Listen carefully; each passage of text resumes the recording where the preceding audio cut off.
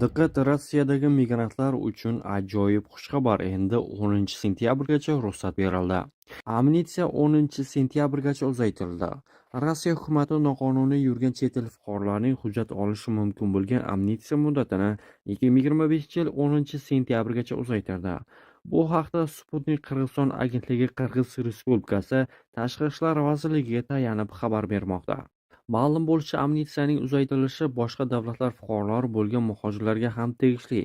Ya'ni Rossiyada hujjatsiz yurgan barcha muhojirlar 10 sentyabrgacha o'z huquqiy maqomini deportatsiya xavfsiz to'g'irlab olishlari mumkin. Ilgari Rossiya prezidentining 2024-yil 31 dekabrda e'lon qilingan farmoniga ko'ra, hujjat olishning oxirgi muddati 30 aprel deb belgilangan edi.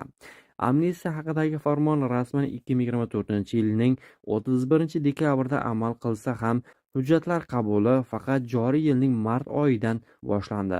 Bunday kechikish natijasida hujjat rasmiylashtirishni xohlovchilardan iborat katta navbatlar paydo bo'ldi.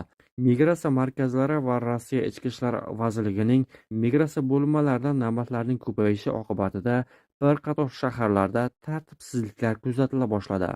Qirg'iziston Tiv vaziri o'rinbosari Almaz Imangaziyev avvalroq respublika Moskvadan mavjud vaziyatni hisobga olgan holda hujjatlarni uzaytirishni so'raganini ma'lum qilgan edi.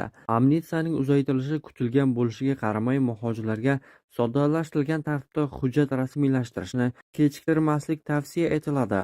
Rossiyada qonuniy bo'lish uchun asos bo'luvchi hujjatlarni imkon qadar tezroq olish muhim. Bu orqali qonun bilan bog'liq muammolarning oldini olish va mamlakatda xavf-xatarsiz qolishni ta'minlashga erishish mumkin.